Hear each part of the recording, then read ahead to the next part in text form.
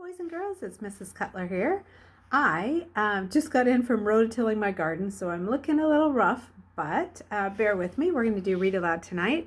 It's Among the Imposters, and we are, I believe, on chapter 7. I had to look through. My grandkids were here this weekend, and they took the bookmark out.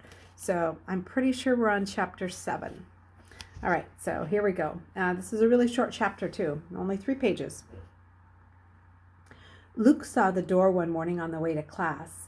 He'd barely slept the night before, so he was groggy and stupid. He was shuffling along looking for a familiar classroom to duck into before the hall monitor yelled at him. Between classrooms, he stared down at his feet, too miserable to lift his head. But just as he turned a corner, someone bumped into him.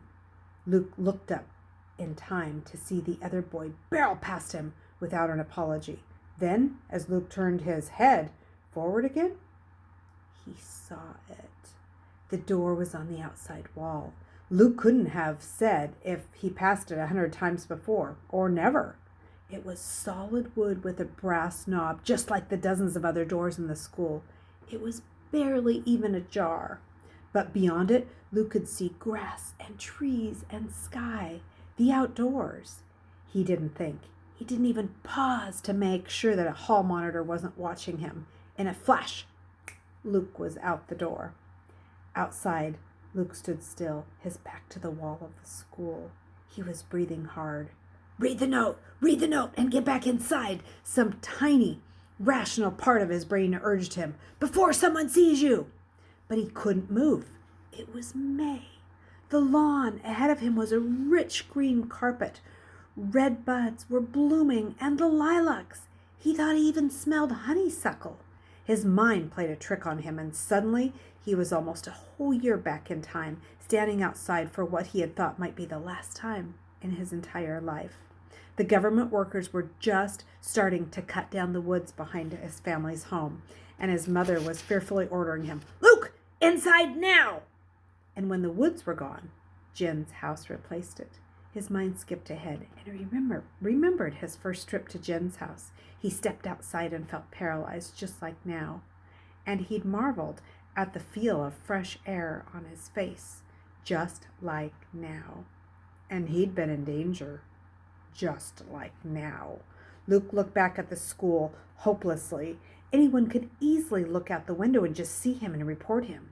Maybe they'd just give him one of those meaningless demerits, or maybe this would make them realize that he really wasn't Lee Grant, that his papers were forged, and by the laws of the land, he deserved to die. Strangely, Luke could see no windows, but the door was opening. Luke took off running. He raced as blindly as he had the first day, trying to keep up with Raleigh Sturgeon. Luke was crashing through undergrowth of a small woods before his mind fully registered that there was a woods. Brambles tore at his arms and legs and chest, and he kept running. He whipped willow branches out of his way. He was frenzied, and he felt like he could run forever. Then he tripped over a log and fell. Silence.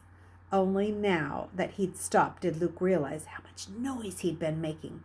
So stupid. Luke lay face down in ferns and moss, and he waited for someone to grab him and yell and punish him. Nothing happened. Over the pounding of his pulse, Luke could hear nothing but bird song. After what seemed like a very long time, he cautiously raised his head. Trees formed a canopy over his head. A flash of movement caught Luke's eye, but it was only a squirrel jumping from branch to branch. Branches swayed, but only because of the wind. Slowly, Luke inched back the way he had come. Finally, he crouched, hidden by underbrush, and spied on the school. Nobody was in sight. Luke peered at the door. It moved out again, and he shifted, terrified.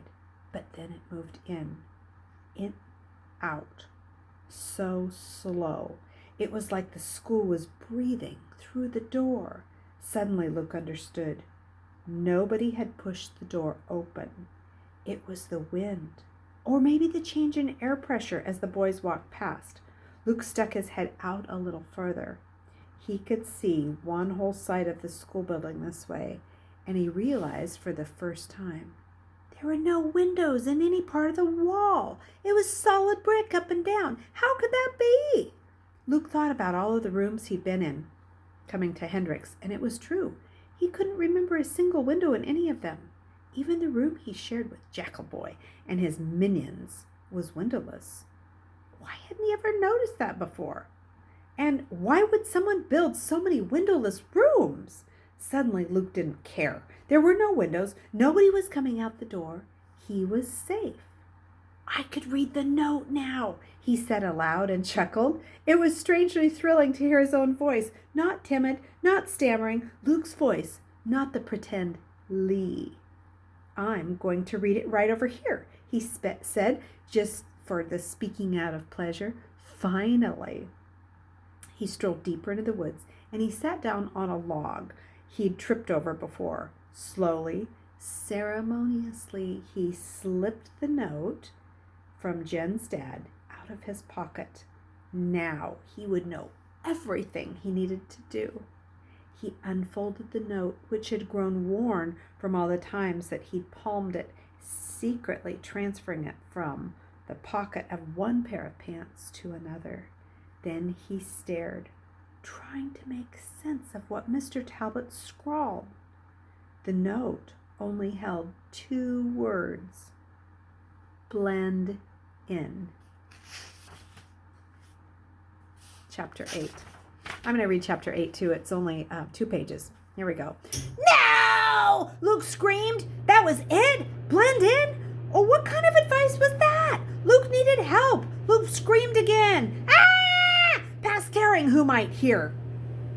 The B on blend blurred before his eyes. Desperately, he turned the note over, hoping there was more on the other side. The real message, maybe. But the other side was blank. What he held was just a small, ragged scrap of paper, not much more than lint. Even Mother, who saved everything, who reused envelopes, even she wouldn't think twice about tossing this useless shred in the trash. And this tiny piece of nothing was what Luke had pinned all his hopes on? Too furious to see straight, Luke ripped the note in half, in fourths, in eighths. He kept ripping until the pieces of paper were all but dust. Practically microscopic. Then he threw them all as far as he could. I hate you, Mr. Talbot, he yelled. The words echoed in the trees.